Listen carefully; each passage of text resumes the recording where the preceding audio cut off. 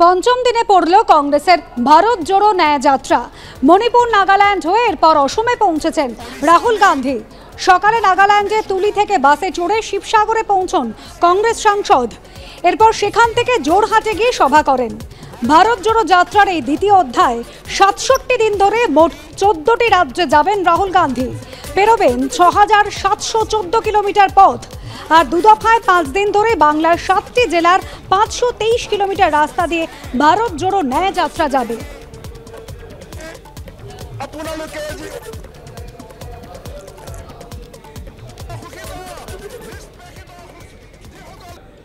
১০০ দিনের কাজের টাকায় দুর্নীতির অভিযোগ, ভুয়ো জব কার্ড খুঁজতে এবার ৪ সদস্যের তদন্ত কমিটি গড়ে দেওয়া হলো।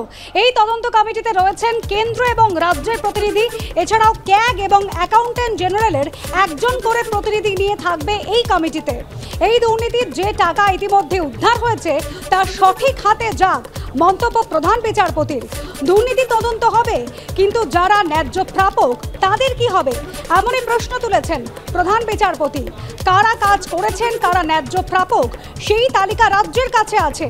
তাদের টাকা দিয়ে দেওয়া হোক, আদালত তাদের কাছে যাবে, তাদের প্রশাসনের কাছে যেতে হবে না, এমনই মন্তব্য প্রধান বিচারপতির। ১০০ দিনের কাজের টাকা না পেয়ে ৩২৭ জন পোস্টকার্ড পাঠিয়ে অভিযোগ জানিয়েছেন প্রধান বিচারপতি।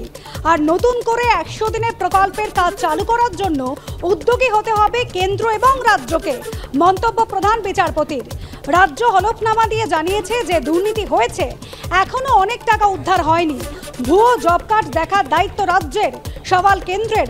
পুরুলিয়া সহ বেশ কিছু জায়গায় বিপুল দুর্নীতির সন্ধান পাওয়া গিয়েছে এবং সিবিআই আদালতে জানাচ্ছে যে আদালত নির্দেশ দিলে তারা পূর্ণাঙ্গ তদন্ত করতে প্রস্তুত।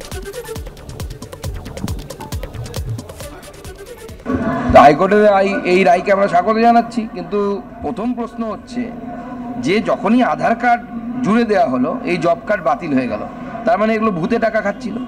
এই টাকাগুলো বিগত ৮ বছর বা ৯ বছর ধরে যে এই জব কার্ডে টাকা তোলা হয়েছে, এই টাকাগুলো গেল কার কাছে?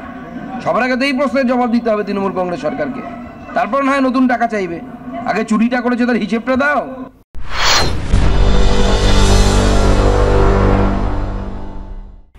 ৪৮টা সর্বসম্মত কমিটি এসেছে, তার মধ্যে সরাসরি সরকারের কমিটি রয়েছে এবং সরকার গঠিত বিভিন্ন এনজিওরা এসছে তদন্ত কমিটির নামে।